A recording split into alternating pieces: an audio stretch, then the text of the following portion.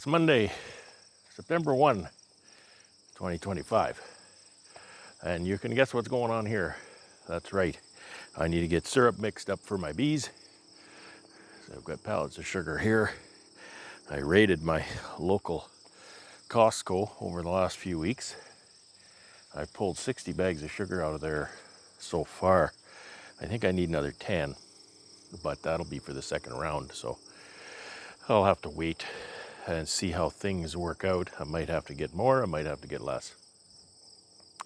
So I think you know the drill. Little tractor is going to lift all the sugar onto the big trailer here, and then the big fella is going to get up and hand bomb every bag of that sugar into that tank.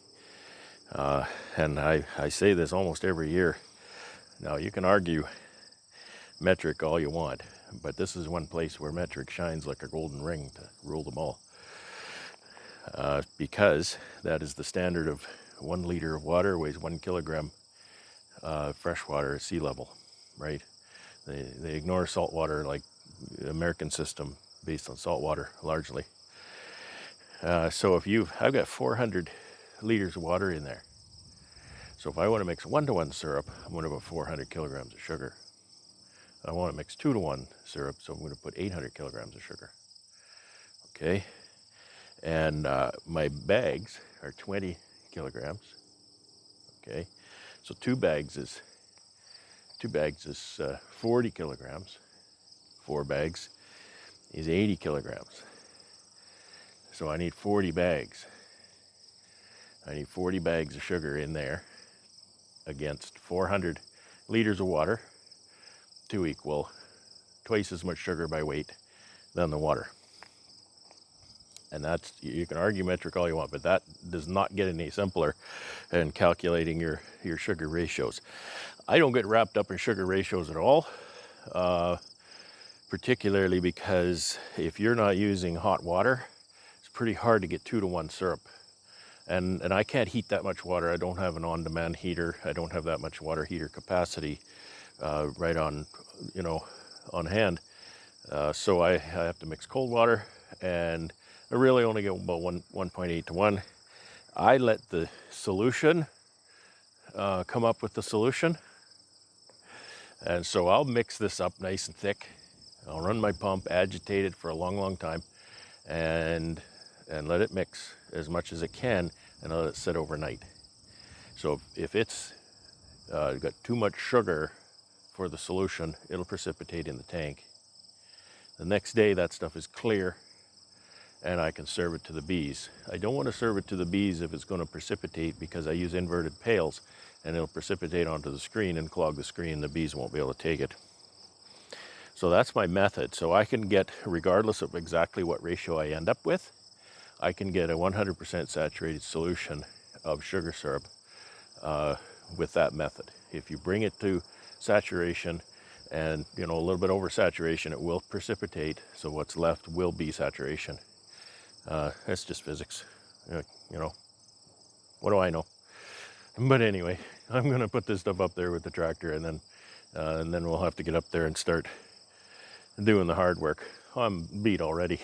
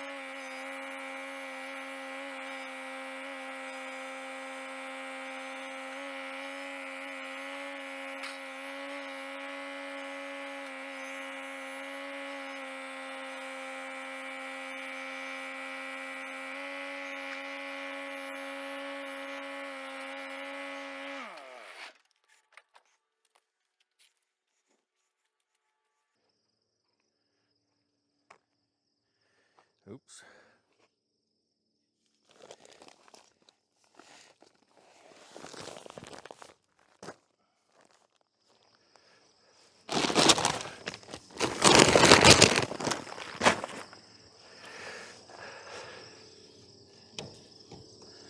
This thing drips water, but once I get some sugar in there, it gets a little thicker, then it stops leaking.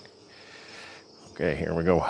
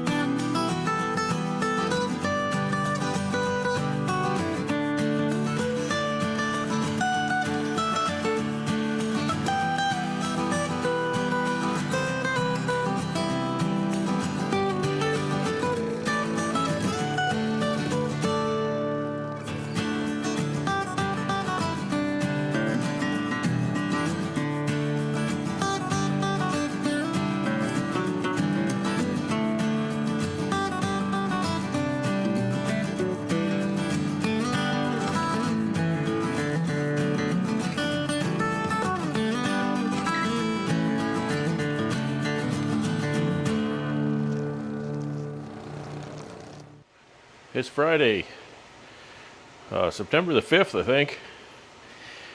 It's been one of those weeks. It's really kind of flown by for me. If I said I'm feeling really good, I'd be lying. Still not feeling great, but I've got a plan, so don't worry. So you can see I'm in the honey house. Got the old Kelly tuned up. I don't want to fall on anything. Got the old cow and uncapper tuned up. Got the max and spinner tuned up. And I'm almost ready to hit it hard extracting. Now, that's not going to really be that big a deal because here's how terrible the crop was this year. Last year, I extracted 300 boxes of honey. It's deeps. It took me a while. It takes me about 3 weeks. And this year, that's my crop right there. 48 boxes of honey. And there's actually a couple of them are empty. So it's a good thing I got a little bit of honey in reserve yet. We'll see what happens.